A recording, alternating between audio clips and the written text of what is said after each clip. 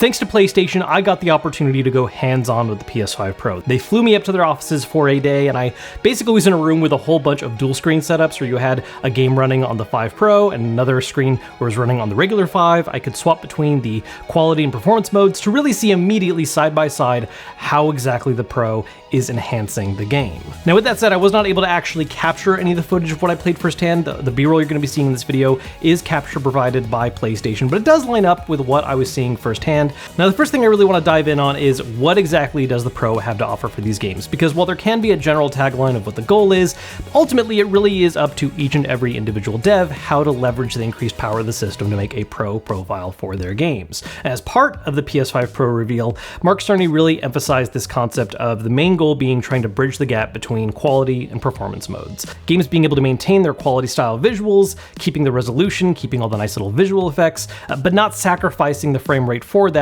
Instead of dropping down to 30, keeping that 60 frames that performance modes tend to aim for. And while there are some games I got to try that are a bit of an exception to this rule and actually chose to do things a little bit differently or push things even farther, for the most part that does seem to be a general trend and goal for a lot of what I got to play in Pro version. In particular, games like Spider-Man 2, the Demon's Souls remake, Ratchet and Clank Rift Apart, Final Fantasy VII Rebirth, Last of Us Part 2, Horizon Forbidden West, all of these were games that I was able to run in a form where I was seeing the consistent 60 frames of a performance mode, but with the visual flair of their quality modes. And in some cases, it actually pushed a little bit farther. The first game I really want to dive into though, which didn't really push things much farther, but instead just achieved that balance, is Final Fantasy VII Rebirth. Because if there is any game that I feel like is a poster child for, how a Pro can benefit a particular game, it's this one. Because the performance mode in Rebirth has not been a particularly popular one, I myself has stuck by it because I like having the smooth frame rate, but it certainly takes a hit to the game's visual quality. And if you're on a good sized quality TV,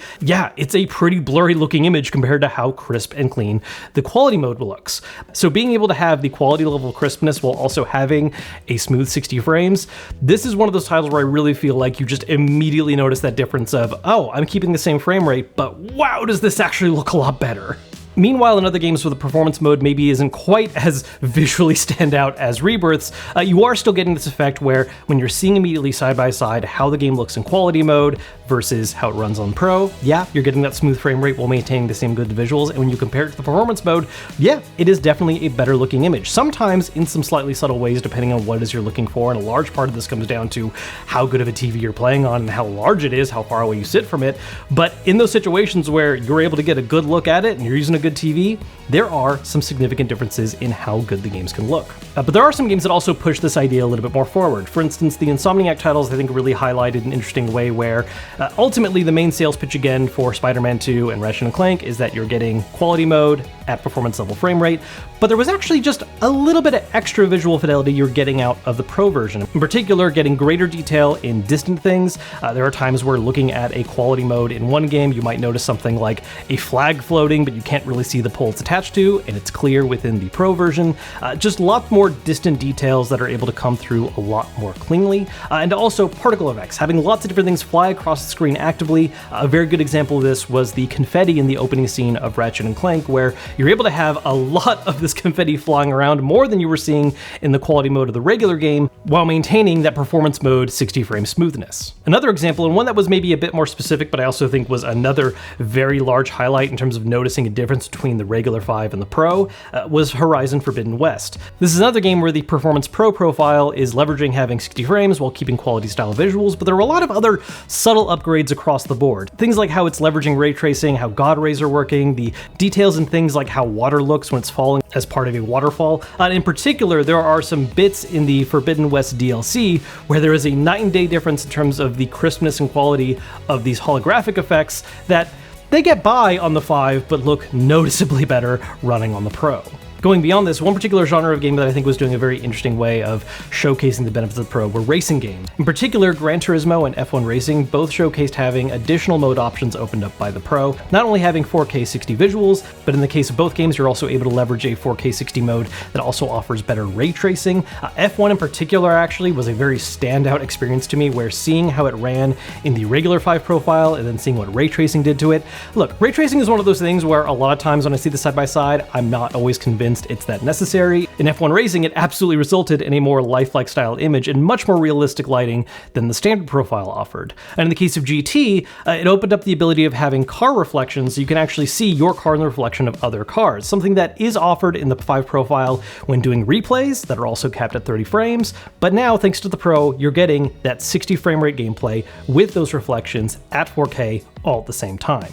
Not only that, but these two games were also the only examples, as far as I know right now, that are also leveraging the option of opening up an 8K version. Now, to be clear, a big focus of the PS5 Pro is the fact that it's taking advantage of PSSR. These games are not rendering out natively at 8K, but they are leveraging that PSSR technology in order to have an 8K output resolution that obviously I can't really show y'all because this video is capped at 4K anyways, but it was very interesting to be able to go back and forth between these 4K and 8K modes, and while some things do look largely similar, there are some very fine details that are able to come through cleanly in the 8K mode that doesn't on the 4K. Now obviously this is targeting an even more specific audience than the Pro in general is, because you have to have an 8K TV in the first place to take advantage of it, but it is something worth noting that there are games that are actually doing 8K resolution support as part of the Pro, and while it might only be these two for now, we might see some more get added to the list as time goes on. Again, there were other games I was able to play. I put some time into Last of Us Part 2, Demon's Souls, The Crew, and all of these also had their own little minor enhancements to showcase as well, but ultimately the main sales pitch for many of these titles is, again, bridging that gap between quality and performance, giving you the best of both worlds in one profile. Which at the end of the day may not be as shiny as a pitch as, you know, hey, we're adding 8K support to this game, but ultimately one that I think if you're the type of person to care about performance and getting the best profile possible, especially for those games that currently you can't play anywhere else outside of the PS5 ecosystem, like Final Fantasy 7 Rebirth, yeah, it makes a pretty significant difference and does ultimately result in what is right now the best way to play these games. Now, to take a step back, I want to give a little context for how I felt about the Pro going into this demo and how I felt coming out. Because if you've watched any of my previous coverage about the PS5 Pro, whether that was rumor speculation, leaks, the reveal of the system a couple weeks back, it's something that I've overall been kind of lukewarm on. I wouldn't say that I dislike the idea of a more powerful, more expensive system, but it is something that I politely question the necessity of, especially when you compare it to the first time we had a Pro system with the PS4 Pro. That was something where there was a very specific problem being addressed. 4K support, because more people were getting 4K TVs. In the case of the 5 Pro, yeah, there are some games getting 8K support, and there's very few people out there with 8K TVs, but the general pitch is something that's a little bit more specific and maybe appeals to a more narrow demographic. And ultimately, I think it lands in this concept of being a nice luxury item, right? It is something that the vast majority of people who currently own a PS5 probably don't need to upgrade for, might not even be able to fully leverage or take advantage of because they don't have the proper display or TV to pair it with. But for those that are willing to spend the premium price for it and are able to take full advantage of the system within the right context, yeah, they're probably gonna walk away happy with it. Even for myself, honestly, I usually don't get that hung up on the concept of performance. It is not something where I'm going to focus on needing to have the best version of a game possible playing, but I know I'm picking up a 5 Pro because I want to cover it and talk to you all about it, and yeah, as a result, I'm going to enjoy having the better visuals and frame rate at the same time. It is a benefit, it's a boost, it's just a question of whether or not that price tag, and especially if you already have a system, is really worth it to you. And I will say that now that I've had some actual time with some games firsthand, while I don't think that overall opinion has necessarily shifted in the concept of it being a luxury item that is going to be for a smaller audience, the benefits of the system are something that I'm seeing a bit more clearly right now, primarily because of two things. One, the games that are choosing to do things beyond just simply bridging the gap between quality and performance mode.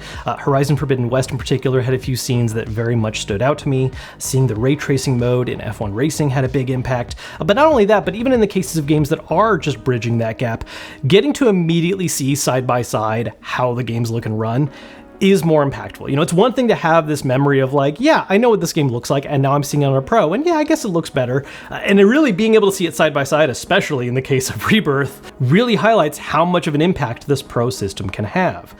Now, to keep that hype in check a little bit, another important thing to note is that ultimately, in order to really leverage the Pro, a game does need to have a Pro profile in the first place, which we already know a number of titles that are getting support for it. As part of this most recent State of Play, we got a nice little hype reel of a bunch of games running off of it. It's a lot of major titles that have already released on the system, as well as some upcoming stuff like Assassin's Creed Shadows. Though I do think it is also worth highlighting really quick that while, yes, a game has to have a pro-specific profile to really take full advantage, that doesn't necessarily mean there aren't games that can't benefit even if they don't have one. For instance, if a game has been known to struggle a little bit frame rate wise on the regular PS5, it's not really hitting the 30 or 60 frame cap it's aiming for, just by running on a Pro and having the extra power to work with, it's going to close that gap better. In a similar fashion, if there's a game that relies on dynamic resolution scaling to try and maintain its frame rate, you're not going to see the resolution dip down as much or possibly even at all, because again, the Pro is more powerful and it's going to be able to work with that and not be chugging on the system quite as much. So there are potential benefits the Pro is going to have beyond just simply the specific games that are marketed for it, but it is still ultimately a fraction of overall titles. And if you're looking at a game like, say, Vampire Survivors, not exactly going to be a make or break change, right? Something I will say though too about having some of these more enhanced profiles is that a pushback I often see, and I also totally understand the cynicism of, is how much some of these differences can really matter sometimes, right? When you're getting into things like how detailed are the leaves on a tree or how far the distance detail is, how much does that actually matter at the end of the day to someone's gameplay experience? And first off, some of this again depends on what exactly you're playing on. If you're using a small TV you're sitting far from, it's not going to make that big of an impact. Pixel density plays a very big role here with this stuff. But especially if you're in a large screen, good quality TV scenario, I think there is something to be said for the immersiveness of these changes. There are things that you're not necessarily always going to be fully consciously aware of, where you actually pay attention and notice these things, but it's the way that the whole image comes together. There are absolutely those titles where diving into the Pro version versus seeing it run on the 5, yeah, some of the differences when you're digging into them are very specific and aren't things you're not necessarily always going to be immediately paying attention to, but seeing how that full image comes together, it's something where your brain just does recognize it as, yeah, this looks better, and more importantly, is more immersive. When I reacted to the PS5 Pro reveal, I titled the video, "The PS5 Pro is real and not for everyone." And I didn't really mean that title as a negative, as much as it was simply a statement of fact. Something like a 5 Pro is absolutely a luxury item that is targeting a more specific audience within those people playing on PS5. And there are absolutely going to be plenty of people out there that look at a system like this, see the price tag, see the benefits, and don't see the point in picking one up for themselves. And that's fine, because that, after all, is why the system is an optional side option in the first place. This isn't a PS6, you don't have to upgrade to keep up with the games that are being released. All games for the PS5 are still supported on the regular system, and you can stay on there and be perfectly happy. But for those who are willing to throw down that premium price tag and want to have the, cutting edge, shiniest looking version of games to play on a PlayStation system, the Pro is absolutely offering that. And I think those that are interested in picking one up and want to see that kind of enhancement are going to be happy with the difference. So those are just some thoughts on the PS5 Pro after having had some actual hands-on time with it. I do want to thank PlayStation once again for giving me the opportunity to try it out a little early. I am planning on doing some more coverage for this when the actual system fully releases. I want to do some of my own game capture of stuff on the 5 Pro versus running on the regular 5. I think there's a lot more to go in depth on and more games to test out. So if you don't want to miss out on that video, make sure to subscribe. As always, if you enjoyed this video, hit the thumbs up button to let me know. Until next time, I will see you all later.